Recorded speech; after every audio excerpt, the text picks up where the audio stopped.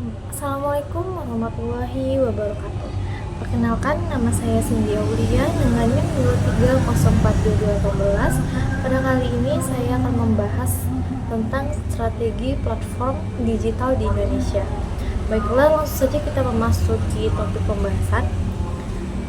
Dalam lanskap platform digital yang berkembang pesat, khususnya di negara-negara berkembang seperti Indonesia, memahami strategi yang akan digunakan menjadi hal yang sangat penting. Kemunculan berbagai platform digital di berbagai sektor termasuk e-commerce, ride hailing, dan pesan antar makanan telah menjadi tren yang sangat signifikan dalam transformasi ekonomi digital Indonesia. Contohnya, dalam sektor e-commerce, platform seperti Tokopedia, Bukalapak, dan Shopee. Di sektor ride hailing, platform seperti Gojek dan Grab telah mendominasi pasar transportasi online dengan menyediakan layanan ojek online, taksi online, serta layanan lainnya.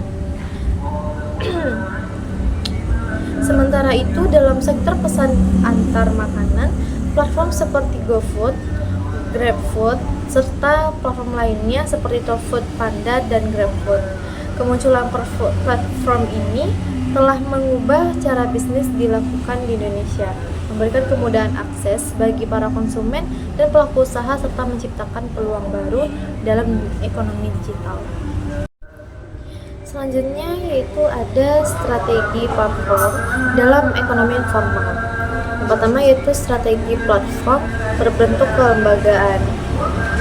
Strategi ini meliputi pengembangan infrastruktur dan jaringan yang mapan untuk mendukung interaksi antara dua atau lebih pengguna secara bersamaan. Strategi ini berbentuk kelembagaan merujuk pada pendekatan yang diadopsi oleh platform digital dalam mengatur struktur dan interaksi internal mereka serta hubungan dengan pihak eksternal, termasuk pengguna, mitra, dan regulator. Selanjutnya itu ada strategi platform dalam ekonomi informal. Strategi ini melibatkan berbagai pendekatan untuk mengatasi tantangan dan memfasilitasi pertumbuhan bisnis informal.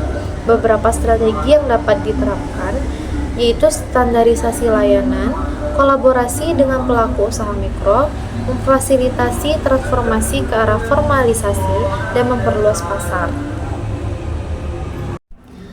Melalui standarisasi layanan, platform dapat meningkatkan kualitas layanan dan kepercayaan pelanggan. Sedangkan memfasilitasi transformasi ke arah formalisasi, membantu pelaku usaha informal memahami proses formalisasi usaha mereka. Sementara itu, memperluas pasar melalui platform digital dapat membantu pelaku usaha mikro meningkatkan penjualan dan eksposur produk mereka kepada konsumen baru.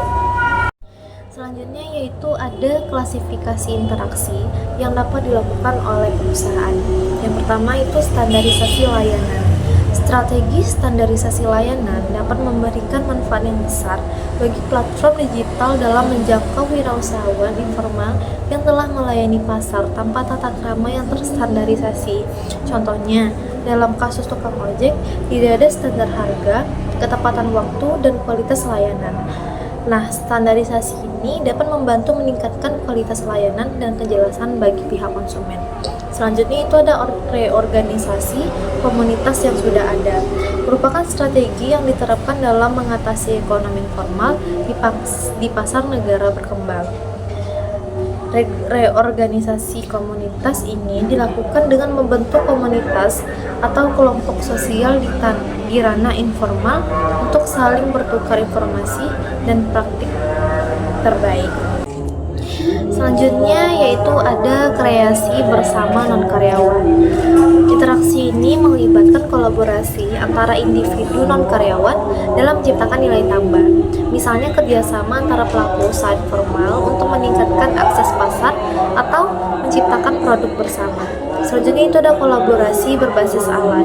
Interaksi ini mengacu pada interaksi antara platform digital dan pelaku usaha informal menggunakan teknologi sebagai alat untuk memfasilitasi interaksi dan transaksi bisnis. Contohnya yaitu pegadaian tidak resmi telah lama diterima oleh pengusaha mikro yang mengalami kesulitan keuangan. Kreditur membutuhkan jaminan seperti sertifikat. Dengan adanya platform digital, interaksi antara kreditur dan peminjam dapat difasilitasi dengan lebih efisien melalui sistem yang terintegrasi dalam platform tersebut. Hal ini memungkinkan para pelaku usaha informal untuk mendapatkan akses ke layanan keuangan yang sebelumnya sulit dijangkau. Nah, topik selanjutnya yaitu tantangan dan peluang. Adapun tantangan yang dihadapi oleh platform digital di Indonesia, termasuk rendahnya tingkat literasi digital dan teknologi di kalangan pelaku usaha informal, serta kurangnya aksesibilitas terhadap teknologi bagi mereka yang kurang terpapar dengan alat dan media digital, serta kurangnya koneksi jaringan komunikasi yang dapat menghambat transisi digital yang lancar.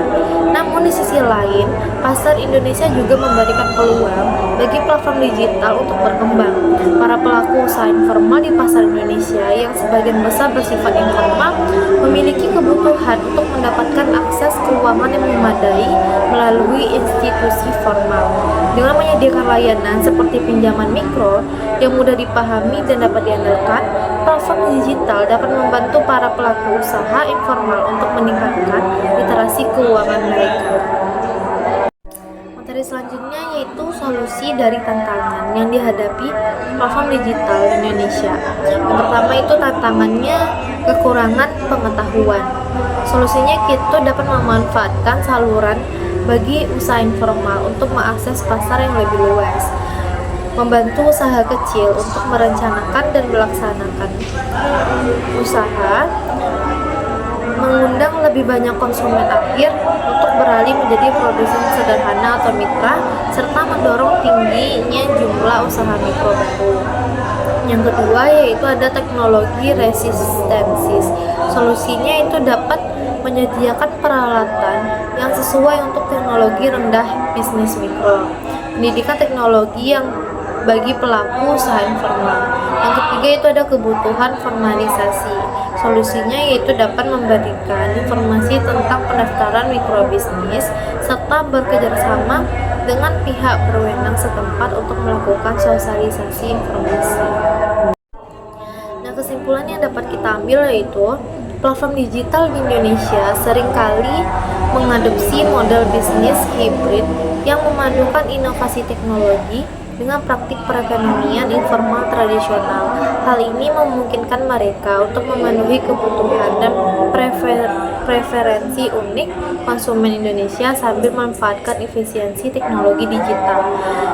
Studi ini menggarisbawahi pentingnya memahami berbagai strategi yang digunakan oleh platform digital di Indonesia untuk secara efektif menavigasi persimpangan antara teknologi dan perekonomian informal.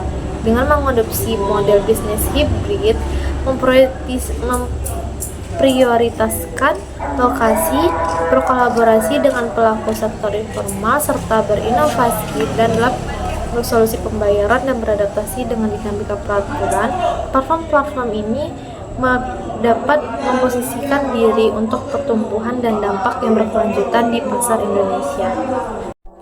Nah, sekian penjelasan singkat dari saya. Jika ada kata saya yang kurang berkenan, saya mohon maaf. Saya akhiri dengan wabillahi taufiq wal hidayah. Wassalamualaikum warahmatullahi wabarakatuh.